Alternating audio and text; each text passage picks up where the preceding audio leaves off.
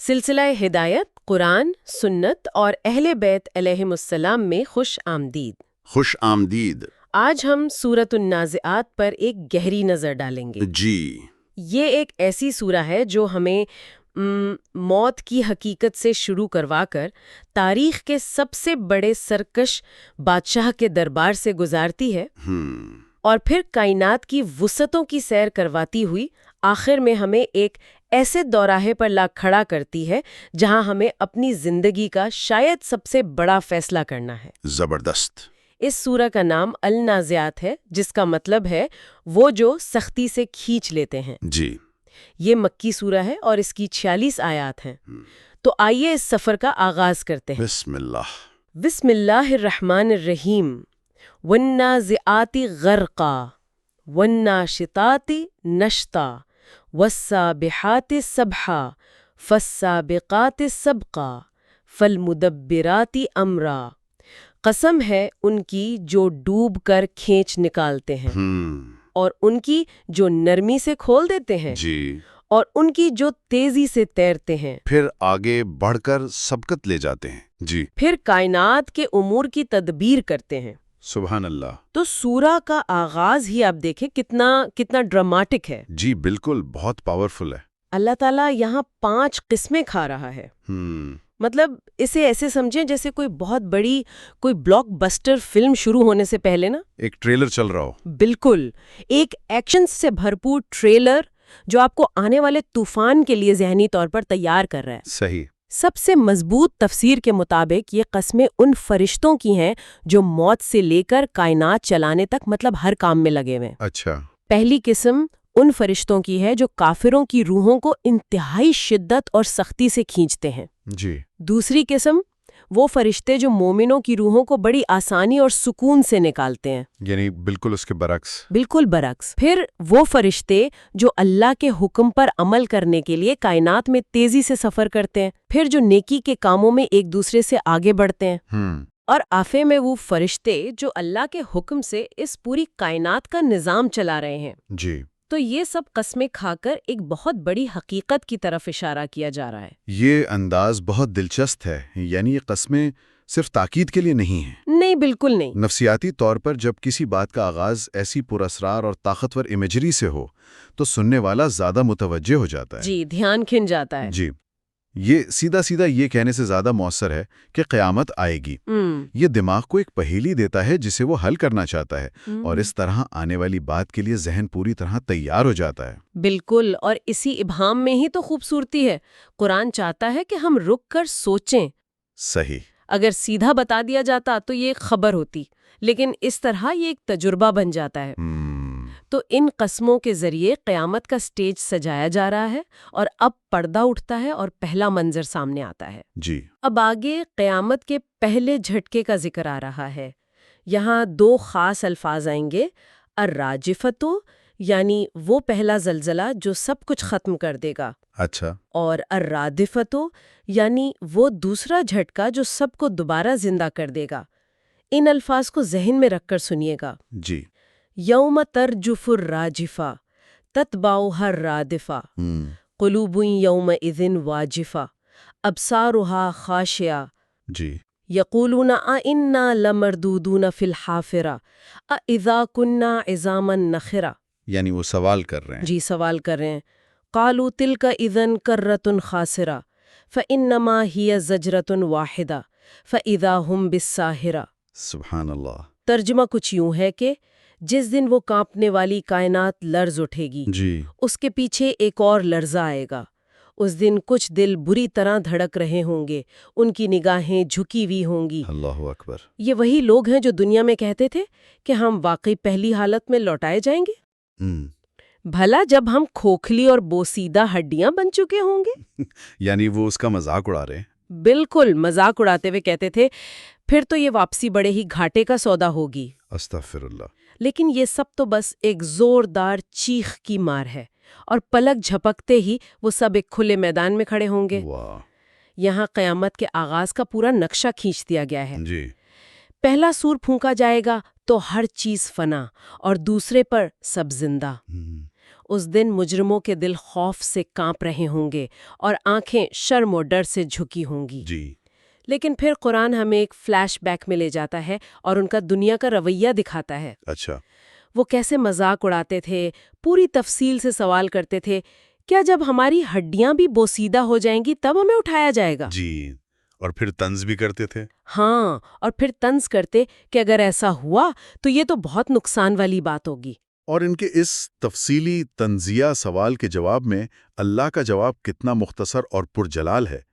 فَإِنَّمَا هِيَ زَجْرَةٌ وَاحِدَةٌ، بالکل، یعنی یہ سب صرف ایک زوردار آواز کی مار ہے۔ بس یہ تضاد انسانی شک اور الہی قدرت کے بارے میں بہت کچھ سکھاتا ہے۔ بہت کچھ۔ انسان اپنی چھوٹی سی عقل سے چیزوں کو ناممکن سمجھتا ہے، جی تفصیلات میں الجھتا ہے، جی، لیکن کائنات کے خالق کے لیے یہ سب اتنا ہی آسان ہے جتنا ایک حکم دینا۔ ایک حکم، یہ ہمیں ہماری حد اور اللہ کی لامحدودیت کا احساس دلاتا ہے۔ بالکل، بالکل ٹھیک کہا آپ نے۔ جسے ہم اپنی زندگی کا سب سے بڑا مسئلہ یا ناممکن کام سمجھتے ہیں نا، اللہ کے لیے بس ایک لمحے کا کام ہے۔ جی، اور اسی سرکشی اور انکار کی سب سے بڑی تاریخی مثال فرعون کی ہے۔ فرعون کی۔ جی، تو قیامت کے منکرین مکہ کو یہ بتایا جا رہا ہے کہ تم سے کہیں زیادہ طاقتور اور سرکش شخص کا انجام کیا ہوا تھا۔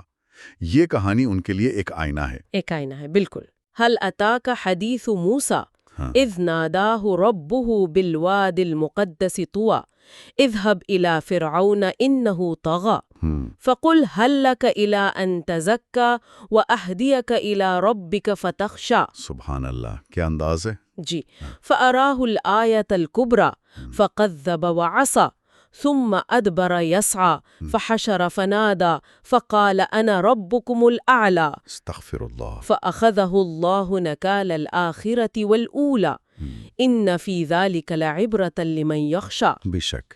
ترجمہ، کیا تم تک موسیٰ کی بات پہنچی ہے جی جب ان کے رب نے انہیں طویٰ کے مقدس وادی میں پکارا تھا جی، اور کہا فرعون کے پاس جاؤ، وہ حد سے گزر گیا ہے، اس سے کہو کیا تو چاہتا ہے کہ پاکیزہ ہو جائے اور میں تجھے تیرے رب کا راستہ دکھاؤں تاکہ تو اس سے ڈرے۔ اللہ۔ اس میں ہر اس شخص کے لیے بڑی عبرت ہے جو ڈرتا ہے۔ جی یہاں سب سے پہلے تو دعوت کا انداز دیکھیے، کتنی نرمی اور حکمت ہے۔ جی بالکل۔ اللہ تعالیٰ حضرت موسیٰ علیہ السلام سے کہہ رہا ہے کہ اس سرکش سے بھی جا کر پوچھو کیا تو پاک ہونا چاہتا ہے؟ جی، لیکن فرعون کا رد عمل تکبر تھا۔ اس نے معجزہ دیکھا مگر جھٹلا دیا اور پھر تکبر کی انتہا کر دی، اعلان کیا انا ربکم الاعلی۔ اور یہاں فرعون کے لیے جو لفظ استعمال ہوا ہے طغا، یعنی وہ حد سے گزر گیا۔ جی، یہی لفظ آگے آیت 37 میں جہنمی لوگوں کی نشانی کے طور پر بھی استعمال ہوا ہے۔ فَأَمَّا مَن طَغَى۔ ارے واہ، یہ تو بہت گہری بات ہے۔ جی، سرکشی یا طغیان صرف خدائی کا دعویٰ کرنا نہیں ہے، اس کا مطلب ہے اپنی حد سے نکل جانا۔ اچھا، فرعون نے یہ کام ایک سلطنت کی سطح پر کیا، لیکن ایک عام انسان جب اللہ کے حکم کے مقابلے میں اپنی خواہش کو ترجیح دیتا ہے، جب وہ سچ جاننے کے بعد بھی تکبر کی وجہ سے اسے نہیں مانتا، تو وہ بھی اپنی ذات کی حد تک اسی طغیان کا شکار ہوتا ہے۔ یعنی وہ بھی ایک طرح کا فرعون ہے۔ بالکل، یہ سورہ بتا رہی ہے کہ جہنم کا راستہ اسی سرکشی سے شروع ہوتا ہے، چاہے وہ فرعون کی ہو یا کسی عام انسان کی۔ کیا بات ہے! یعنی فرعون صرف ایک تاریخی کردار نہیں بلکہ ہر اس نفس کی علامت ہے جو اپنی حدود کو پار کرتا ہے۔ جی بالکل۔ فرعون نے اپنی محدود طاقت کے گھمنڈ میں خدائی کا دعویٰ کر دیا۔ قرآن اس تنگ نظری کا جواب کائنات کی وسعت دکھا کر دیتا ہے۔ یہ ایک طرح سے کہا جا رہا ہے کہ تم اپنی چھوٹی سی سلطنت پر اتراتے ہو، ذرا سر اٹھا کر آسمان کو تو دیکھو جسے ہم نے بنایا ہے۔ زبردست۔ أأنتم أشد خلقا أم السماء بناها رفع سمكها فسواها وأغطش ليلها وأخرج ضحاها والأرض بعد ذلك دحاها أخرج منها ماءها ومرعاها والجبال أرساها متاعا لكم ولأنعامكم۔ سبحان اللہ۔ ترجمہ، کیا تمہیں بنانا زیادہ مشکل ہے یا آسمان کو جسے اس نے تعمیر کیا؟ بہت بنیادی سوال ہے۔ جی، بہت سادہ مگر گہرا عقلی سوال ہے۔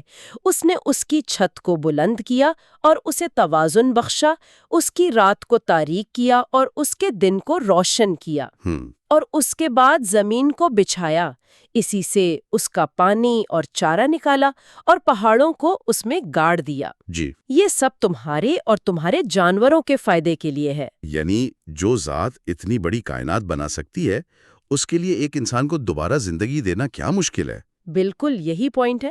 پھر اللہ اپنی نشانیاں گنواتا ہے، آسمان کی بلند چھت، رات اور دن کا نظام، اور پھر یہاں زمین کے لیے دوحا کا لفظ استعمال ہوا ہے جو بہت خاص ہے۔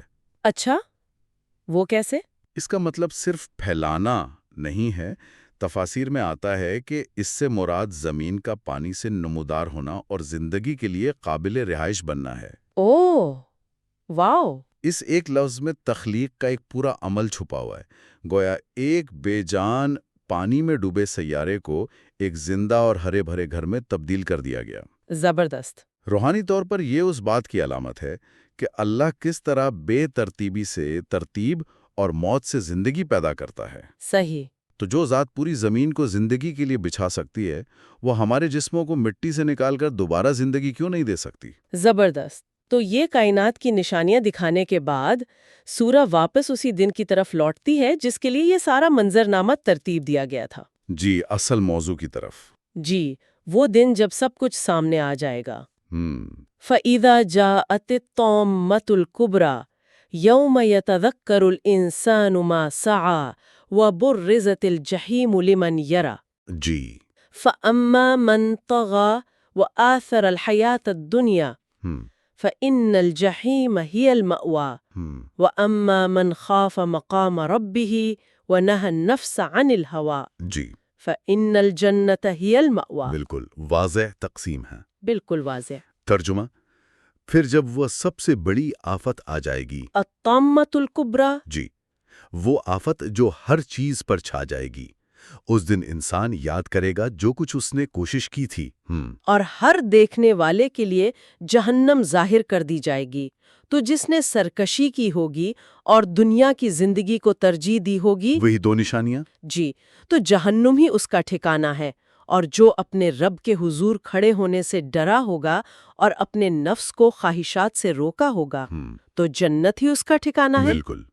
امام جعفر صادق علیہ السلام فرماتے ہیں کہ مقام ربی ہی سے ڈرنے کا مطلب یہ ہے کہ انسان کو یہ یقین ہو کہ اللہ اسے ہر وقت دیکھ رہا ہے، جی، اور اس کے ہر عمل سے باخبر ہے، اور یہی احساس اسے گناہ سے روکتا ہے۔ تو گویا نجات کا پورا فارمولہ ان دو آیتوں میں بتا دیا گیا ہے۔ جی بالکل۔ اور یہ کتنا سادہ اور واضح ہے۔ جی، یہ دو چیزوں پر آ کر ٹک جاتا ہے۔